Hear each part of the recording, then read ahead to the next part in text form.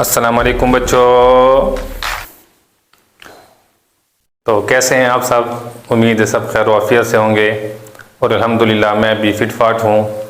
तो आज इंशाल्लाह हम लेक्चर नंबर 3 स्टार्ट करने जा रहे हैं 10th क्लास मैथमेटिक्स के ऊपर।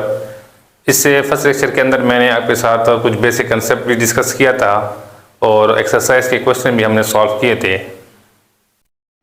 तो आज मैं एक नया कंसेप्ट लेकर आया हूँ कि अगर हमारे पास आयोटा की पावर 2 से ग्रेटर देन आ जाए तो उसको हम किस तरह इजी सॉल्व करेंगे, और अगर एमसीक्यूज में हो तो हम किस तरह शॉर्ट ट्रिक लगाकर उसको जस्ट फ्यू सेकंड के अंदर उसका आंसर निकाल पाएंगे। तो स्टार्ट करते हैं अपना लेक्चर। देखिए, सबसे पहले हमने ये पढ़ा था कि अगर हमारे पास आयोटा की पावर 2 है तो वो हमारे पास होगी -1। ठीक है, तो ये इसके बाद आपने एक और चीज़ याद रखनी है कि अगर हमारे पास आयोटा की पावर 3 आ जाए तो हम अब आयोटा की पावर 3 को किस तरह लिखेंगे? हम इसको लिख सकते हैं आयोटा फिर डॉट आयोटा की पावर 2। तो आयोटा की पावर 2 -1 आयोटा से मल्टीप्लाई होकर इसका आंसर हमारे पास माइनस आयोटा आ जाएगा। अब नेक्स्ट देखिए, अगर मैं आपसे पूछूं कि आयोटा की पावर 4 बता दें तो आयोटा की पावर 4 को हम लिख सकते हैं आयोटा की पावर 2 और इसकी होल पावर 2।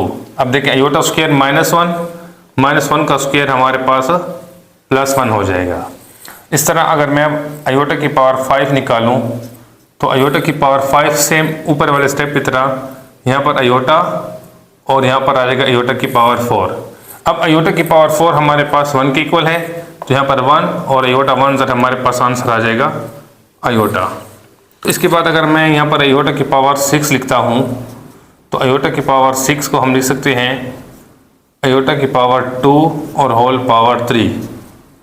अब हमें पता है आयोटा की पावर 2 -1, तो -1 का क्यूब जो है हमारे पास -1 आ जाएगा। इसी तरह अगर मैं आयोटा की पावर यहाँ पर 7 निकालूं तो 7 को हम लिख सकते हैं आयोटा फिर डॉट आयोटा की पावर 6।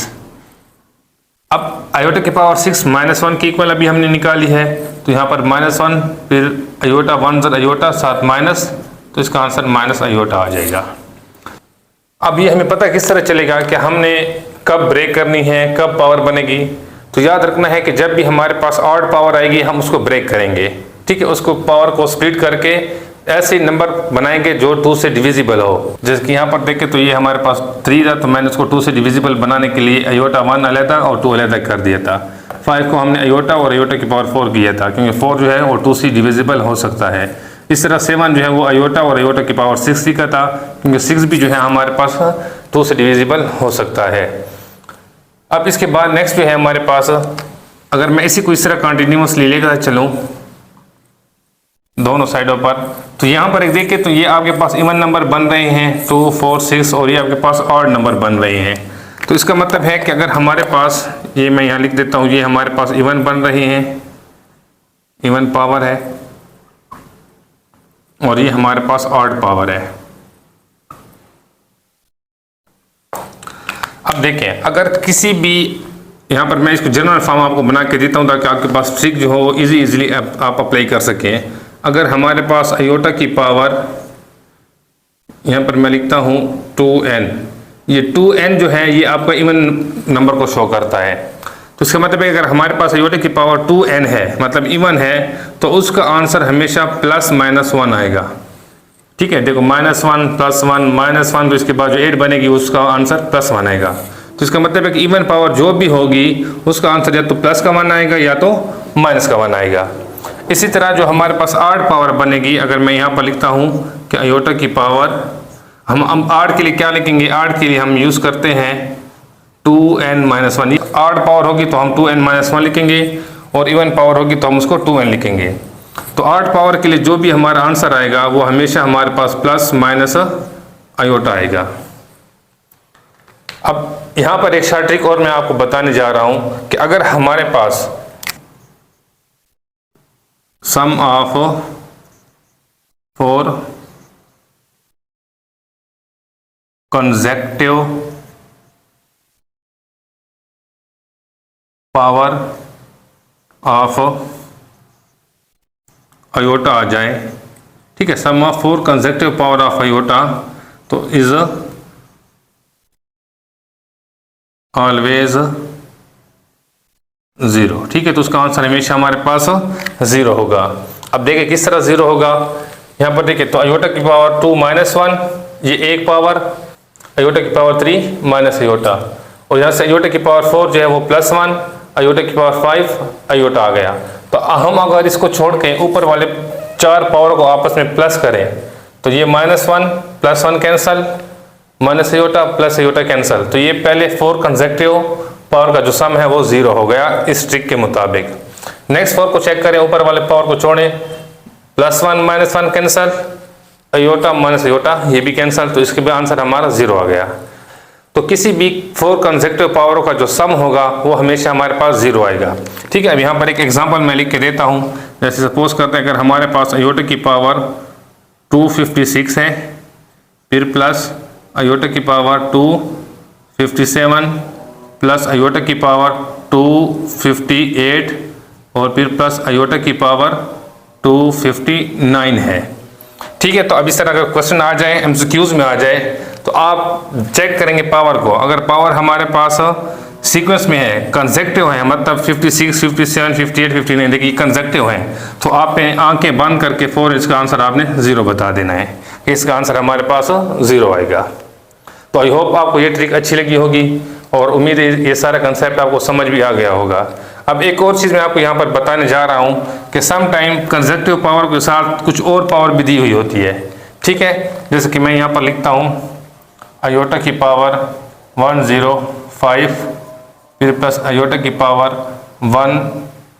110 फिर प्लस आयोटा की पावर 106, आयोटा की पावर 107 और आयोटा की पावर 108। ठीक है, अब यहाँ पर मैंने 5 आयोटा की पावर आपको लिख कर दी है। तो अब इसमें देखिए जो कंसेक्टिव बन रही है उनको तो आप 0 कर लेना, ये 5, 6, 7, 8 ये हो गया 0। इसको तो आपने बिल्कुल सिंप्लीफाई करना नहीं क्योंकि इसका आंसर तो हमारे पास 0 ही होगा। अब आयोटा की पावर 10 ये आपके पास इवन है, और इवन का मैंने बताया या तो प्लस का वन आएगा या तो माइनस का वन आएगा। तो अब यहाँ पर एक और ट्रिक भी मैं बता रहा हूँ कि अगर आयोटा की पावर इवन हो और वो 4 से डिविजिबल हो तो उसका आंसर हमेशा 1 आएगा। ठीक है, अगर पावर इवन होगी और वो 4 से डिविजिबल होगी तो वो हमेशा उसका आंसर हमारे पास प्लस का 1 आएगा। ठीक है, देखिए आयोटा की पावर 4 का आंसर हमेशा 1 आएगा। तो इसके बाद जो 8 बनेगी उसके भी आंसर हमारे पास 1 ही आएगा। तो अब ये 1, 1, 0 को अगर आप चेक करें 4 से डिवाइड एग्जैक्ट डिवाइड होता है तो इसका आंसर आपने 1 लिखना है। अगर एग्जैक्ट डिवाइड ना हुआ तो उसका आंसर आपके पास -1 आएगा। ठीक है, तो इसको आप चेक कर लें, ये जो मैंने अंडरलाइन की इनका आंसर 0, तो आपने आयोटा की पावर 10 को सिंप्लीफाई करना है। तो आप कैलकुलेटर पे इसको डिवाइड करके चेक कर लें, 4 से डिवाइड हो सकता है तो वेरी गुड, अगर नहीं होता तो आपको तरीका मैंने बताया है कि आयोटा की पावर 2 सेपरेट कर लेंगे और इसको 2 से डिवाइड करें तो हमारे पास 55 स्क्वायर -1 और -1 की पावर 8 आएगी तो आंसर -1। ठीक है, तो इसका मतलब ये 4 से डिविजिबल नहीं था, इसका आंसर -1 आ जाएगा। ठीक है, और यहाँ पर एक और चीज़ मैं आपको बताता चलूँ कि अगर हमारे पास नेगेटिव वैल्यू हो, ब्रैकेट के अंदर नेगेटिव वैल्यू आ जाए, ठीक है, और ऊपर पावर 8 आ जाए, तो आपने आंखें बंद करके हमेशा माइनस का आंसर लिखना होगा। इस तरह अगर हमारे पास नेगेटिव वैल्यू है और पावर जो है वो इवन आ जाए तो इसका आंसर हमेशा हमारे पास पॉजिटिव आएगा। ठीक है, ये भी शायद ट्रिक है, मैंने आपको बता दी है। ठीक है, अब देखो इसकी मैं एग्जांपल दे देता हूँ। जैसे फॉर एग्जांपल मैं यहाँ पर लिखता हूँ -2 की पावर 3। अब 3 8 नंबर है और माइनस वाली वैल्यू है तो आपने माइनस लगाकर 2 की पावर 3 का आंसर हमारे पास 8 आ जाएगा। और सेम इसी तरह अगर मैं -2 लिखता हूँ और पावर मैंने 4 लगा दी है तो माइनस और ऊपर जो है इवन है तो माइनस का खत्म प्लस का बनेगा और 2 की पावर 4 16 हो जाएगा। तो आई होप आपको ये शार्ट ट्रिक जो मैंने आपके साथ शेयर किए हैं ये अच्छी लगी होंगी, और अगर फिर भी किसी चीज़ में आपको डाउट है तो आप मुझसे कमेंट सेक्शन में पूछ सकते हैं। इंशाल्लाह फिर मैं नेक्स्ट लेक्चर के अंदर मजीद इसको एक्सप्लेन कर दूंगा। तो ये मैंने आज ये लेक्चर जो है सिर्फ ट्रिक के लिहाज से बनाया है कि आयोटा की पावर अगर आ जाए हमारे पास तो हम उसको किस तरह सॉल्व करेंगे। तो नेक्स्ट लेक्चर के अंदर इंशाल्लाह मैं आपको क्वेश्चन सॉल्व करने का तरीका भी सिखाऊंगा कि हम फ्यू सेकंड के अंदर क्वेश्चन को किस तरह सॉल्व करेंगे। तो मैं अब इजाज़त चाहता हूँ, अपनी दुआ में याद रखें। ओके, अल्लाह हाफ़िज़।